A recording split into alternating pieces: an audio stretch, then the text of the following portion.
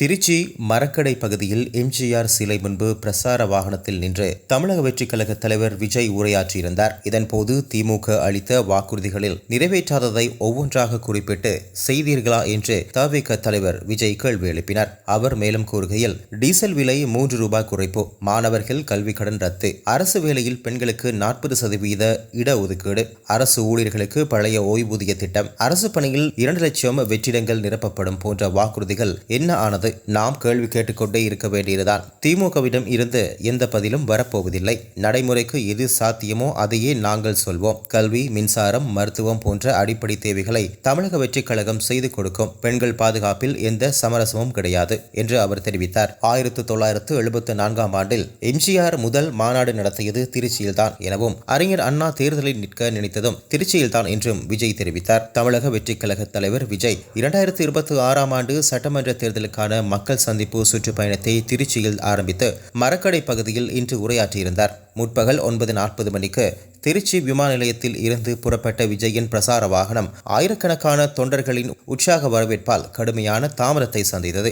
விமான நிலையத்திலிருந்து மரக்கடை வரையிலான 3 கிலோமீட்டர் பயணம் மட்டும் 2 மணி நேரம் 45 நிமிடங்கள் ஆனது. மொத்தம் 5 மணி நேரம் ஆகியது. தொண்டர்கள் அலைக்கடலென திரண்டு வாகனத்தை புடைசூழ போக்குவரத்து முற்றிலும் ஸ்தம்பித்தது.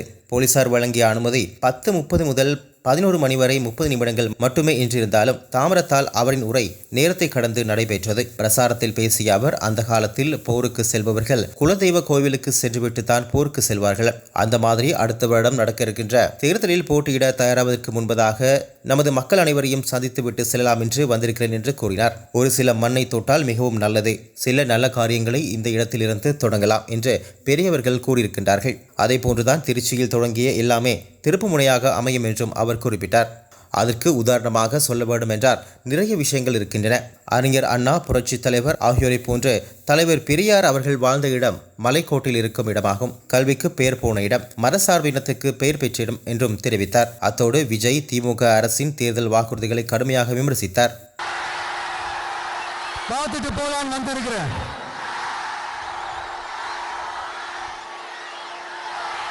ஒரு சில மண்ணை தொட்டா ரொம்ப நல்லது, சில நல்ல காரியங்களை இந்த இடத்துல இருந்து தொடங்கினா நல்லதுன்ட்டு இந்த பெரியவங்கெல்லாம் சொல்லி நம்ம கேள்விப்பட்டிருப்போம் இல்லையா? அந்த மாதிரி திருச்சியில தொடங்கின எல்லாமே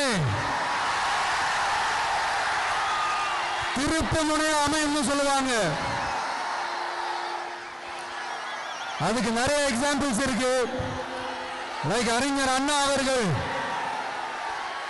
முதல்ல தேர்தலில் நிற்கணும்னு நினைச்சதே திருச்சியில தான்.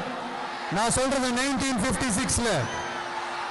அதுக்கப்புறம் புரட்சி தலைவர் எம்ஜிஆர் அவர்கள் அவருடைய முதல் மாநில மாநாட்டை நடத்துனதும் திருச்சியில தான். நான் சொல்றது 1974ல. அந்த மாதிரி திருச்சிக்குன்னு நிறைய வரலாறுகள் இருக்குது. நம்ம கொள்கை தலைவர் பெரியார் அவர்கள் வாழ்ந்த இடம், மலைக்கோட்டை இருக்கிற இடம், கல்விக்கு பெயர் போன இடம், மதச்சார்பின்மைக்கும் மத நல்லிணக்கத்திற்கும் பெயர் பெற்ற இடம், கொள்கையுள்ள மண் இது. யாழ்ப்பாணம் போதனா வைத்தியசாலையில் கதிரியக்க பிரிவில் வைத்தியர்கள் பற்றாக்குறைகள் நிலவுவதால் நோயாளர்கள் பல சிரமங்களை எதிர்கொண்டு வருகிறார்கள். கதிரியக்க பிரிவில் பணியாற்றி வந்த வைத்தியர்கள் பதவி உயர்வுகள், இடமாற்றல் என்று வெளியேறியமையால் வைத்தியர்கள் பற்றாக்குறை நிலவுகின்றது. இதனால் நோயாளர்கள் X-ray, ultrasound scanner, MRI உள்ளிட்டவற்றை எடுப்பதற்கு சிரமங்களை எதிர்கொண்டுள்ளார்கள். அவற்றை யாழ்ப்பாண போதனா வைத்தியசாலையில் எடுப்பதற்கு நீண்ட காலம் காத்திருக்க வேண்டிய நிலைமைகள் காணப்படுவதால் அதற்குள் நோயின் தீவிரம் அதிகரிப்பதாக நோயாளர்கள் கவலை தெரிவித்துள்ளார்கள். சில நோயாளிகள் தனியார் வைத்திய சாலையில் அவற்றை எடுப்பதற்காக பெருமளவு பணம் செலவு செய்கின்றார்கள். இதனால் யாழ்ப்பாண போதனா வைத்தியசாலையின் கதிரியக்க பிரிவில் வைத்திய பற்றாக்குறையை தீர்க்க உடன் நடவடிக்கை எடுக்க வேண்டும் என்றும் நோயாளிகள் கோரிக்கை விடுத்துள்ளார்கள். இதுபோன்ற மேலும் செய்திகளுக்காக ரூபம் தொலைக்காட்சியோடு இணைந்திருங்கள். ரூபம் தொலைக்காட்சி செய்திகளுக்காக கொழும்பிலிருந்து கிருஷ்ணா.